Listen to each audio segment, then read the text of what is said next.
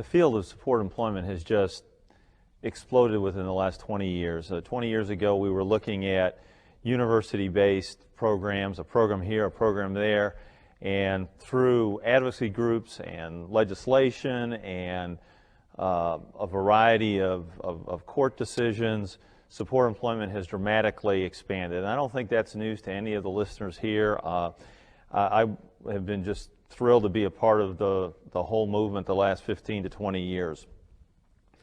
However, we really have to take a hard look at, the word is quality, high quality of supported employment. What is it that we are really talking about when we're talking about having a program that is not just an add-on program, a marginalized activity, but a true support employment program that helps move people to the highest level of competitive employment opportunities? And so in the few minutes that I have with everybody, I not only want to talk about what makes up a high quality, but the cornerstones or the foundations of designing an effective support employment program. And specifically, I want to talk about the indicators. And to me, the 10 indicators that I'm going to describe, to many of you who are in the audience, this is old news. You've heard it before. There's new people that have come online that this may be new, but whether you're new, medium, or old, you've been with it for a while, use these indicators as barometers, if you will, of, or benchmarks, if you will, of how well your program's doing. Is it a quality program, or is it just another, quote, support employment program that really is not exactly what the whole intentions behind the design of such a program was to begin with? And so if we look at like our first indicator, one of the key variables is paid competitive employment. We're talking about making at least a minimum wage or more. We're talking about ideally a career opportunity, but the key is pay. All right, we're not talking about volunteer work. We're talking about people going to work and having the opportunity to make a decent wage. The more wages, the better. But that's the first thing. And it seems like a very simplistic idea, except that in many programs still you have, okay, somebody's paid for 5 hours and then 15 hours they do volunteer work. That's your first indicator. Your second indicator is the customer or the consumer, whatever label we want to give, selecting the job and their work conditions? How much input do they have? How much control do they have over the environment? And that is a significant difference from, you know, in the early years we had a job coach who would say, hey, boy, you're really lucky that we're going to get you a job and we're going to put you at McDonald's. That is not a high quality support employment indicator. The individual with a disability needs to be a player, active participant, and Joanne and Shirley are going to talk about that in more detail in a little bit. Third thing I want to know is, what is the level of wage that's been attained and what benefits are there? This is also an indicator. If we're going to sit there and we're going to measure a quality of program, we're going to go in and review the quality of the program, then we need to take a good hard look and see, are people earning more wages? Is there a career advancement? Are there benefits, decent benefits being accrued?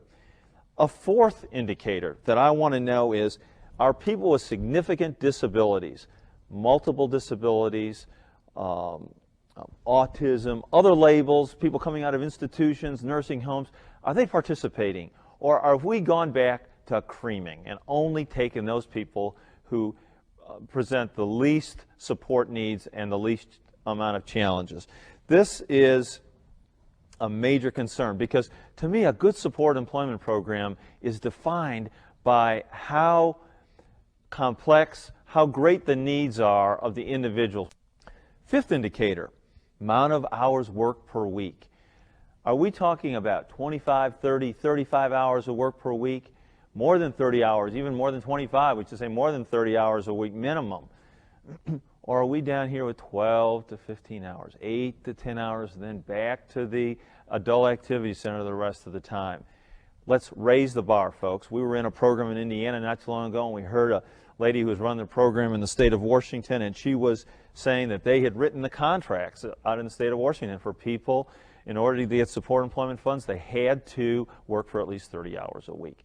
Now, let's push the bar as far as we possibly can. Let's give people as many opportunities as possibly can to work as many hours. Another way to track quality in programs. How many persons from the program are regularly working? If you have 100 persons that are on your roll, okay, are 20 working regularly and 80 in the workshop and adult activity center? Or is it the other way around? The 75 people working in competitive employment and 25 still in the workshop waiting to get out. Measure the quality of the success of your program by the numbers each year that are advancing out of the day program, the segregated program. What kind of job retention program do you have in place? The difference between the typical job placement program and a real program for support employment is job retention, okay? Having supports in place. Having in place a mechanism for helping people not lose their jobs. Remember, the whole key of support employment, this is what we're about the next couple of hours, is not only getting people into good career development jobs, career advancement jobs, not only having them get the best possible wages that they want, but also staying employed and not losing jobs. That's what's called supported employment. Not in a job for 2 months, out of a job for 2 months. In a job for a week, out of a job for a week. So you've got to have a system in place. It might be a job coach, it may be a coworker, it may be a mentor. There's a lot of ways to skin the cat. But the idea is you don't just dump people who may have support needs. Another indicator, some kind of a tracking system. Now, in the slide, we've got data tracking system, but we all know data is a dirty word. Nobody likes to collect data. It sounds ugly. So let's just call it program decision information, something to help us know how are we doing. Are people being successful? How are they doing? What is going on? What decisions are being made based on what information do we get? If there's a behavior problem, do we know there's really a behavior problem? If there is an allegation that somebody did something wrong or too slow, do we really know that? What information do we have? There's got to be a tracking system in place. And without that, we are just another human service program. We've got to have a tracking system in place. Ninth indicator, improvement in quality of people's life. Is employment making a difference? One of the really great things that some of the programs, that some of the research that's been done in the mental health area by Gary Bond and Bob Drake and some of the other folks is that they have measured the spillover effects, the really positive things that have happened in the lives of persons with mental illness because of the fact that they got back to work and they're working successfully. We've seen this for years with people with traumatic brain injury, and for that matter with persons with most disabilities. If they work competitively, other good things happen. New friendships, okay, better physical strength, more economic capability.